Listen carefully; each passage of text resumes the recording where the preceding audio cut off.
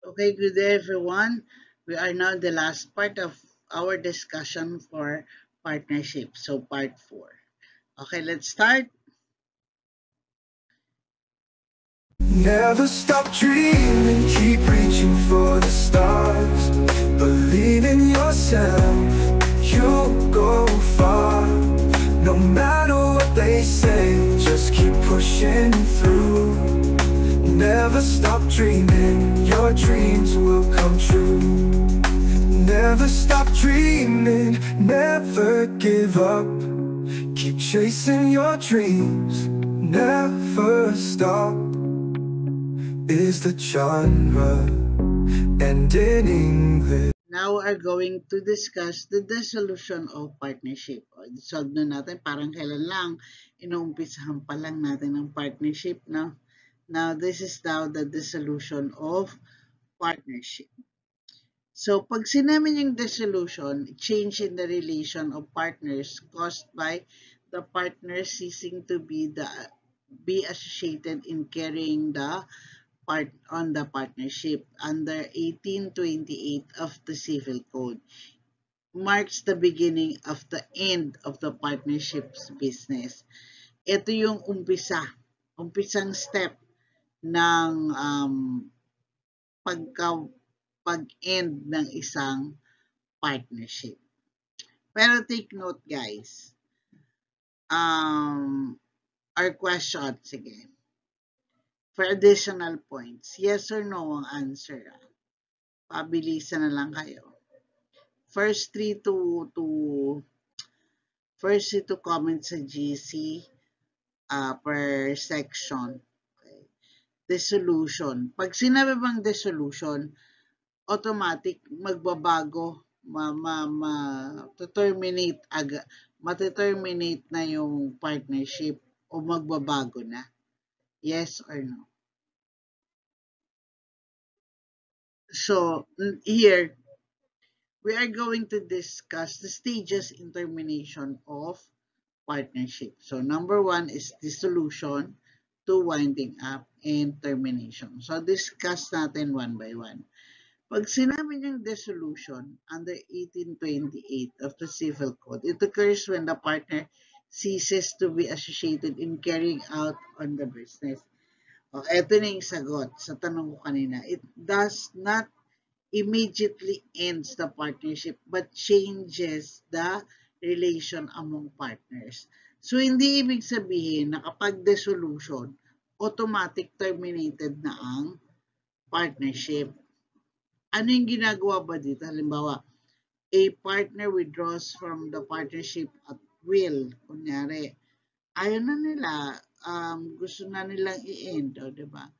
Expiration of the partnership term, dumating na sila sa punto na from, ibig sabihin, itong part na to, na pag sinabi mo expiration of the partnership's term, ibig sabihin sa umpisa pa lang ng partnership, meron na silang ending na na-stipulate na nila kung kailan magkakaroon ng dissolution or death of a partner.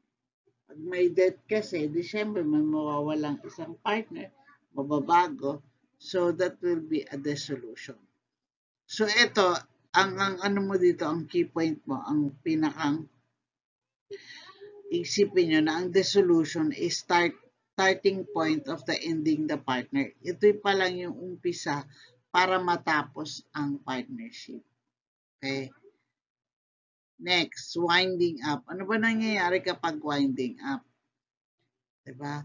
Winding up is the process of settling accounts and distributing partnerships property. Okay. After ng dissolution, ang kasunod nun, di ba sabi natin, hindi naman instantly terminated na kapag dissolution. Dissolution pa lang, terminated na yung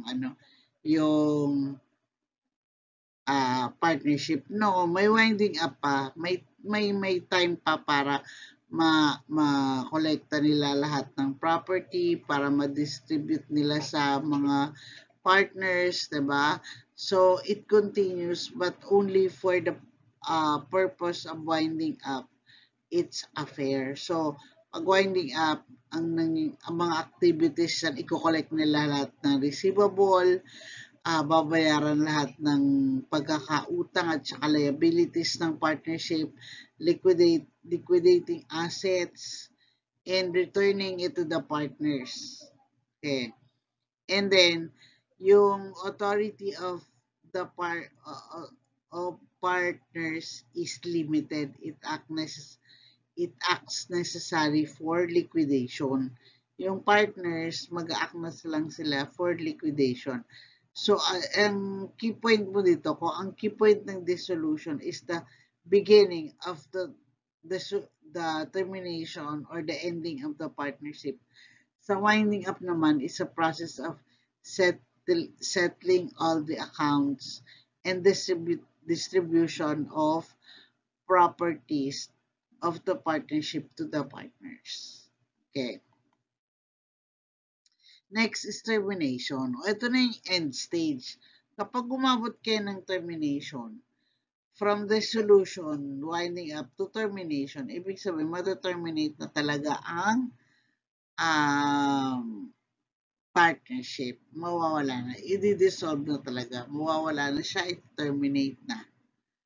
So, occurs after all the assets have been liquidated, yung liabilities na bayaran na, yung mga kung may natira, iniisoli na sa mga partners, kung may mga pagkakautang sa third person, nabayaran na rin. Okay.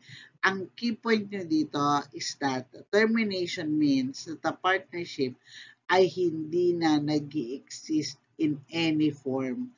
Wala nang pag-uusapang partnership kasi terminated na siya. Okay. Cause of dissolution. Bakit ba nagkakaroon ng dissolution? Siyempre, without violation, merong dissolution without violation of agreement, dissolution in contravention of the agreement, dissolution by operation of law, and dissolution by court decree. Pinag-utos ng batas sa isa lang na yung partnership na yan. So, isa-isahin natin yung causes of dissolution. Number one is dissolution without violation of agreement. Ibig sabihin, kapag walang violation, na siya, umabot na dun sila sa expiration ng term or completion of the undertaking. Ibig sabihin, sa umpisa pa lang ng partnership, pumirma na yung dalawang parties na sa gantong buwan tapos na tayo. So dissolve na yung partnership. Yun yung without violation of agreement, pwede talagang ma-terminate ang partnership. So mutual agreement of all the partners, nagkasawaan na siguro, ayaw na nilang magnegosyo. Kahit on the peak of their career, kapag may nagsabi na ayoko nang magnegosyo, wala tayong magagawa. It will expire or it will be dissolved. So express will or any part of any partner in a partnership at will. Halimbawa, at the beginning may meron ng will o meron ng agreement na hanggang dito lang yung ating partnership. Okay. Next, dissolution with contravention of agreement. The partnership withdraws before the agreed term or undertaking is complete, may result in liability or damages to the co-partners. Ito yung sinasabi nila na nagwi-withdraw ang partners to the partnership even if hindi pa siya complete. May kontrata. Yung may kontrata. Kaya, be very careful kung hindi nyo lalagyan ng termination of contract. So, pangalawa, may resulta na in liability or damages to, it may result to a damages to a partnership to the, of the partner to the partnership. Okay. So, yung liability kapag hindi complete yung hindi pa nga kompleto ay umayaw ka na. So, you will be held liable for damages. Next is the solution by operation of law. Death of a partner, automatic madidissolve ang partnership. Insolvency of the partner or the partnership or vice versa or ba pareho yung partner tsaka yung partnership na naging insolvent o kaya si partner naging insolvent o kaya si partnership per se ang naging insolvent.